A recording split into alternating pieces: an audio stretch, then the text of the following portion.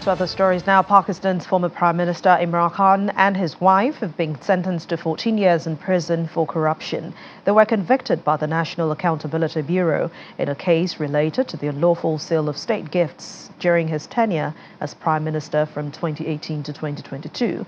And this is coming just one day after the former Pakistan Prime Minister was sentenced to 10 years in jail for leaking state secrets, a case which he says are politically motivated. The second conviction against him comes only almost 1 week away from the country's general election, which is slated for the 8th of February this year. And still talking politics, Spain's lower house has rejected an amnesty bill due to differences on its scope between the ruling socialists and the Catalan separatist party. The rejection means that the bill will be sent back to the Parliamentary Commission, but it is still a major setback for Socialist Prime Minister Pedro Sanchez, further highlighting the fragility of his parliamentary support. The bill was rejected by 179 votes to 171. The amnesty bill is set to define Mr. Sanchez's second term, and it has prompted large protests against it. Catalan separatist junts also voted against the law, but they have failed to reach a last-minute deal with Mr. Sanchez's support and Specialist Workers' Party. The junts wanted all exceptions related to terrorism to be removed from that bill, since some of the politicians are currently under investigation by courts over alleged terrorism-related crimes. A Thai court has ordered the kingdom's most popular political party to end its campaign to amend the country's strict royal defamation law, dashing its supporters' hopes for reform of the powerful monarchy. The Constitutional Court in Bangkok ruled the Progressive Move Forward Party, which won the most seats in last year's election, violated the constitution through its campaign to amend the lèse-majesté law, adding that they sought to overthrow the constitutional monarchy through their actions. The ruling is considered the blow on the Southeast Asian country's reform movement and the millions of young people who delivered a crushing defeat to the conservative, military-backed establishment by voting for change. The court ordered the party to stop any act of opinion oppression via speech, writing, publishing, or even advertisements, or conveying any message in other forms with the aim to abolish or amend the law. Thousands of health workers took to the streets in Hanover in Germany to demand better working conditions at university hospitals. Footage shows demonstrators waving orange trade union flags and placards as they march towards the city center. The doctors are demanding a 12.5% pay rise, as well as higher bonuses for night, weekend, and public holiday shifts at university hospitals, which are, of course, funded by Germany's 16 federal states. As many as 20,000 doctors reportedly work at 23 university hospitals across the country. And the latest industrial action is coming after medical workers failed to strike an agreement with the government after 3 rounds of negotiations. On a sad note, at least one person is known to have been killed in an attack claimed by English-speaking separatists in Cameroon's troubled southwest province. Several other people are reported to have been injured in that attack that happened on Sunday in the city of Beu. Militants who want to create a breakaway state have been forcing residents to observe the so-called ghost town protests, which are designed to bring economic activities to a halt. The Cameroonian authorities are yet to comment on Sunday's attack. The bodies of 2 peacekeepers killed, UN peacekeepers killed in the disputed region of Abyei along South Sudan's border with Sudan have been flown back home. The Ghanaian and Pakistani peacekeepers from the United Nations Interim Security Force for Abyei were killed in separate incidents following recent intercommunal clashes. A ceremony attended by the leaders of the 9 chiefdoms of Abyei was held in honor of the 2 before their bodies were flown home. There have been continued clashes between local communities in the region over land and resources, with fears that the ongoing war in Sudan could spill into that region.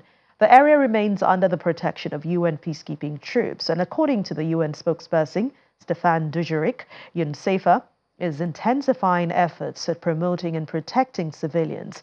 He also gave more details on the identity of the peacekeepers who were killed. Force there, known as UNISFA, is intensifying its efforts to protect civilians with patrols and monitoring focus on central and southern Abyei. Yesterday, our peacekeeping colleagues there paid tribute to the 2 peacekeepers who lost their lives in an attack over the weekend. Their bodies have now been flown to Entebbe, where they will then make their ways home to Ghana and Pakistan, respectively. Sergeant Kerry Evans of Ghana was 37 years old. He was killed when repelling an attack by unidentified gunmen on our base in Agok, and that took place on Saturday. Sergeant Evans was deployed to UNISFA in May last year and has helped support the mission's protection activities. The other colleague was Spy Muhammad Tarek, was 26 years old, but already had 6 years of service in the Pakistani army. He had arrived in Abyei to serve with the UN just 2 months ago. He was killed on Sunday in an attack on his convoy while escorting wounded civilians who were going for medical treatment. And of course, we once again convey our heartfelt condolences to his colleagues, to his families, and to the people and government of both Pakistan and Ghana. The UN personnel safety is a top priority for the mission, and our colleagues at UNISFA are taking every measure to ensure they can continue to fulfill their mandated tasks safely. We are actively supporting efforts to de-escalate tension and call on local, national, and international actors to collectively step up and seek solutions at all levels to resolve the tensions. UNISFA will continue carrying out its mandate to protect the civilians in Abyei. Well, after the break, get your taste buds ready as we show you the world's largest taco that broke the Guinness World Record for a second consecutive year in Mexico. Bring you the details. So stay with us.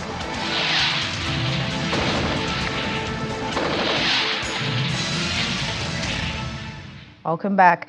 The African Union has declared its deep regret over the decision this weekend by military regimes in Burkina Faso, Mali and Niger to pull out of the West African regional bloc ECOWAS. In a statement on Tuesday from Musa Faki Mahamat, the AU's commission chairperson, it called for regional leaders to intensify the dialogue between the ECOWAS leadership and the 3 aforementioned countries. Those 3 nations accused ECOWAS of posing a threat to their sovereignty. They had all been founding members when ECOWAS was set up almost 50 years ago. Nigeria had also rebuked Mali, Burkina Faso and Niger for leaving ECOWAS, saying that they were letting their people down by quitting the group. A man has been arrested in the England town of Gateshead by police investigating genocide and war crimes and crimes against humanity that took place 30 years ago in Rwanda. The 69-year-old was questioned over one 1994 genocide where 800,000 people were killed. Specialists from the Counterterrorism Policing War Crimes team worked with Counterterrorism Policing Northeast to make the arrest last Thursday. Officers say the man has since been released on bail while inquiries continue. The British High Commissioner to Nigeria is asking the recent Chevening and Commonwealth scholars who just returned to Nigeria to ensure the knowledge they've garnered is used to make Nigeria better. He was speaking at a reception for the returnees at his residence in Abuja, where the scholars described their scholarship experience as life-changing. Our correspondent Kayla Megwa has more. Chevening and Commonwealth alumni gathered at the residence of the British High Commissioner to Nigeria, Richard Montgomery, to welcome the set of 2023 for both scholarships. Mr. Montgomery begins by reminding the returnees of the national burden they bear. Both Commonwealth and Chevening are very, very competitive schemes. And so when you were selected, we already knew that you had intellectual ability, you had a commitment to contributing to your country, and you also had the potential to play leadership roles in whatever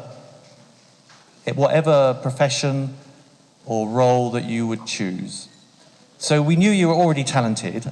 What we really hope is that the courses that you have studied on, the university communities in which you have just spent time, that this experience has given you new skills, new knowledge, new contacts, new ideas, new inspiration, hopefully. After several well wishes, the returnees are given certificates, and we spoke to a few of them about their experience.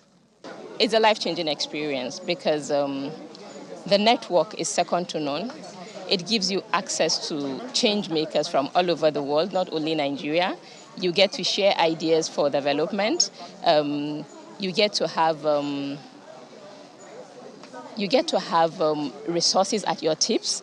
You get to really understand the dynamics from around the world. So that network is second to none. I already have a plan on ground. I'm planning to expand my business because before living here, I already have an established organization called Initiative for the Liberalization of Physically Challenged People in Nigeria, which we focus on providing remedies to social issues, welfare, education, and job opportunity for people with disability. So what this means to me is like with all the experience that I've acquired there, I'm ready and fully equipped with the necessary skills to come back and make sure that my country also is doing well. When it comes to Nigeria's development, every little helps. And that's what the scholars at today's event hope to be bringing to the table, both the Chief Evening and the Commonwealth scholars. Now, as the British High Commissioner had noted, it's not that they're not talented. Everyone knows that this is a talented group of people, or they would not have gotten the scholarships in the first place. What is hoped is that all that they've learned will be used in whatever fields of endeavor they find themselves in to make Nigeria better. From the residence of the British High Commissioner to Nigeria in Abuja, Kayla Magwa, Channels Television News. The International Monetary Fund, the IMF, has revised its economic growth projections for South Africa downward, citing logistical challenges that are impeding activities and negatively affecting the border region. Africa's most industrialized economy is anticipated to experience a modest growth of 1% this year. In contrast to that, the IMF foresees a positive trajectory for Nigeria, expecting its economy to expand by 1 percentage point to 3.1% in 2025. These updates were shared by the Washington-based lender during a media briefing on the World Economic Outlook, which was held in Johannesburg, South Africa. Our South Africa correspondent Innocent Samosa has more. The International Monetary Fund expresses concern regarding South Africa's precarious fiscal position and high levels of public debt. Our forecast for South Africa starts with what happened in 2023, a very low growth year in the context of power disruptions. 0.6% is our estimation of what growth was in 2023. But then in 2024, we see a gradual increase towards 1%. That is a lower number than we had in October, by 0.8 down. And the main reason for the downgrade there is that there are some additional disruptions in the logistical sectors, rail, ports, and that combined with the continuing challenges still with the electricity production. The IMF sees sub-Saharan Africa growing by 3.8% this year. However, external shocks continues to pose a challenge. One of the things about the sub-Saharan African region is it's very exposed to external shocks, and we've had a number of adverse external shocks in the last few years. The Russian invasion of Ukraine and the associated energy crisis, the surge in food prices, the tightening of policy rates in major central banks around the world that has increased interest rates and therefore increased funding cost. Could you kindly please talk to us about Nigeria's GDP growth projection? And also, I would like to inquire about your assessment of the banking sector, external debt, any recommendation for sustainable economic development in Nigeria. But also still on that, in that region, speaking about ECOWAS, there are some countries that are threatening to leave. How much of a blow will that have on trade? Because there are some people who are using ECOWAS passports for trade and investment. Thank you. So on Nigeria's growth rate, we have, as has been pointed out, a slight downward revision for 24 this year, 3%, it's a negative 0.1 percentage point. Next year is unchanged at 3.1%. And on the impact of Mali and Niger and Burkina Faso leaving ECOWAS that was announced yesterday. This is something that, of course, we're monitoring. We're taking note. It's a bit early to assess. The International Monetary Fund says that geopolitical tensions remains a threat for trade and investment. They say that expansion remains slow, but also they're advocating for steady fiscal consolidation. From Johannesburg, South Africa, Innocent Samosa, Channels Television News. Well, are you a foodie? You will find out one way or the other. Let's go to Mexico, where the world's largest taco is on display in the city. The interesting part of it all is that their efforts did not go to waste, as they broke the Guinness World Record for the planet's largest taco. And this makes it second time the city was recognized for such mouth-watering dish that saw dozens of people prepare. The 78-meter-long taco is one of the most popular meals in Mexico. Well, it broke the record previously held at 70.4 meters dish created in the town back in 2023.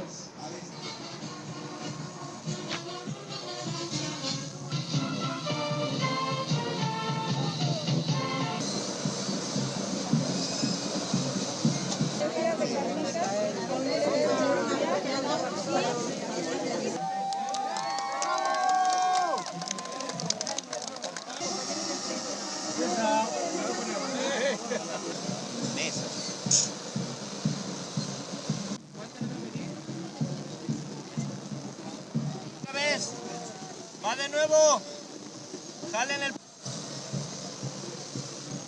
Ahí va, ahí va, ahí va. Ahí vamos, ahí vamos. Desliza nuevamente la tortilla, por favor.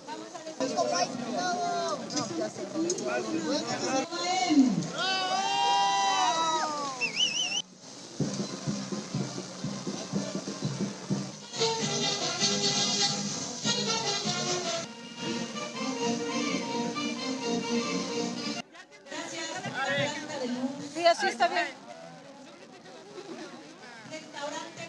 Well, if you're a taco lover, I hope that excites you. And that's where we draw the curtains on today's edition of The World Today. Thank you so much for watching. I'm Anne Wawadu.